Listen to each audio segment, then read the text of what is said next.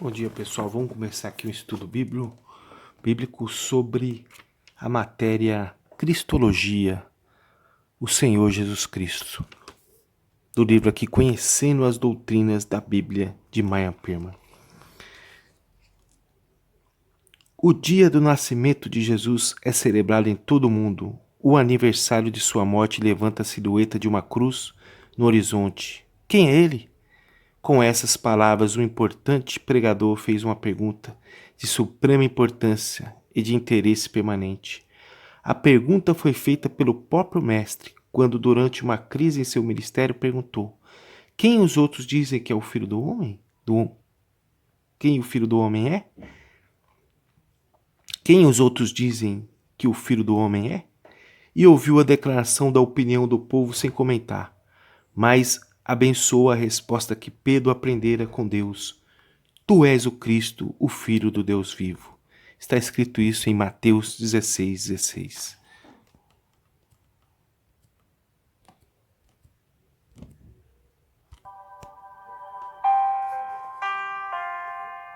A pergunta ainda permanece e os homens até agora tentam respondê-la.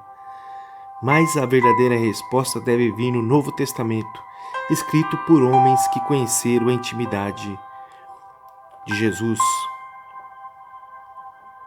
A intimidade de Jesus e porque ele abandonaram todas as coisas.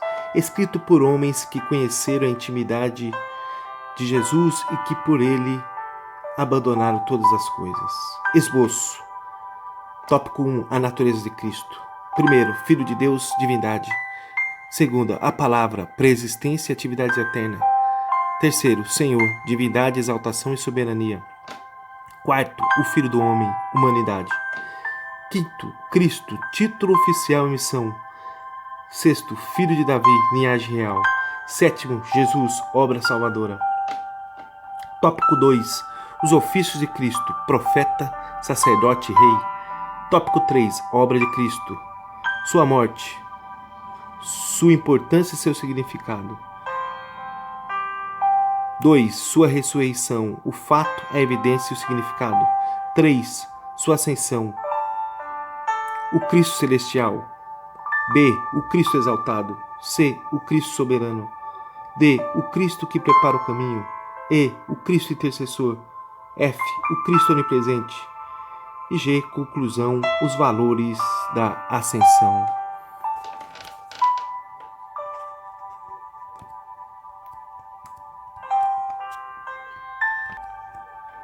A natureza de Cristo. A pergunta: quem é o Cristo? Apresenta a melhor resposta na declaração e explicação dos nomes e títulos pelos quais ele é conhecido. 1. Filho de Deus, divindade. Da mesma forma que o Filho do Homem significa nascido de homem, assim também o Filho de Deus significa nascido de Deus. Por isso dissemos que esse título proclama a divindade de Cristo. Jesus nunca é chamado um Filho de Deus, como os homens e os anjos, chamados de Filho de Deus. Jó 2:1. Ele é o Filho de Deus em sentido único, Jesus, conforme a descrição que ele se fez, mas mantém um relacionamento com Deus do qual nenhuma outra pessoa do universo participa.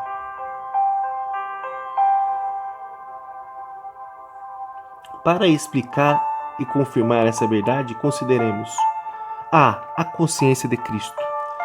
Qual era o conteúdo do conhecimento de Jesus acerca de si mesmo? Isto é, o que Jesus sabia de si mesmo?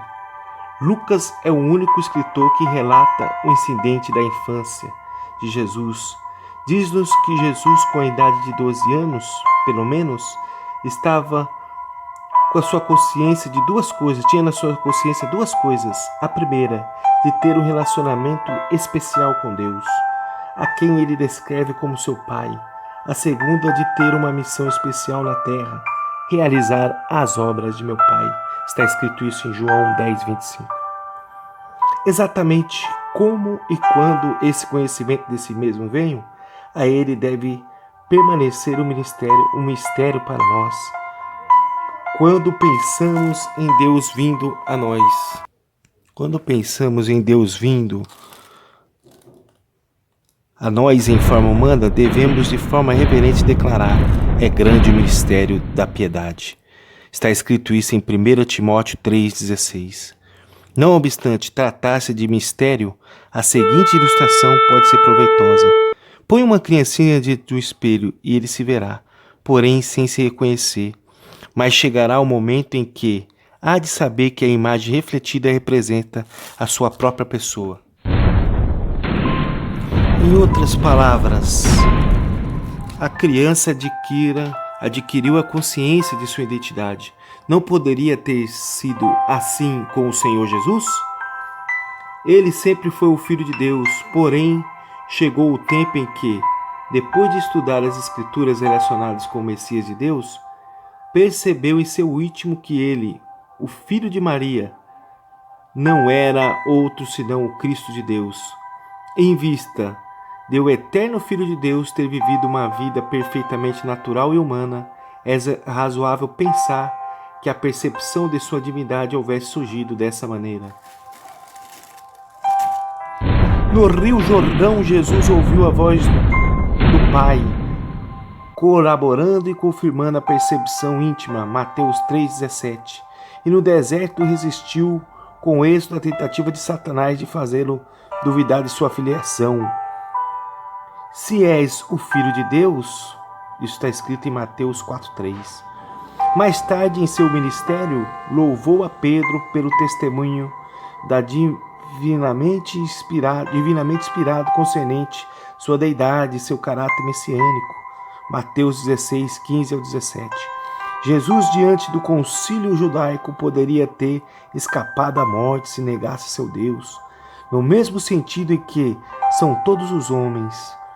Porém, quando exigiram que jurasse pelo sumo sacerdote, ele declarou sua consciência de divindade, apesar de saber que isso significaria sua sentença de morte. B. As afirmações de Jesus. Ele equiparou-se à atividade divina. Meu Pai continua trabalhando até hoje e eu também estou trabalhando. João 5,17. Eu vim do Pai. João 16,28. O Pai me enviou. João 20:21. Ele afirmava ter comunhão e conhecimento divinos. Mateus 11:27. João 17:25. Afirmava revelar a essência do Pai em si mesmo. João 14, do 9 ao 11. Ele assumiu prerrogativas divinas de onipresença. Mateus 18:20. Poder de perdoar pecados. Marcos 2, do 5 ao 10. Poder de ressuscitar os mortos. João 6:39. João 40:54, João 11:25, com relação a Lázaro, né? João 10:17 ao 18. Proclamou-se juiz e árbitro do destino do homem. João 5:22, Mateus 25:31 a 46. Ele exigia a rendição e a lealdade que somente Deus, por direito, podia exigir. Insistia em sua absoluta rendição da parte de seus seguidores. Eles deveriam estar prontos a cortar os laços mais íntimos, mais queridos, porque qualquer pessoa que amasse mais a seu pai e sua mãe, que ele não seria digno dele. Mateus 10:37, Lucas 14:25-33.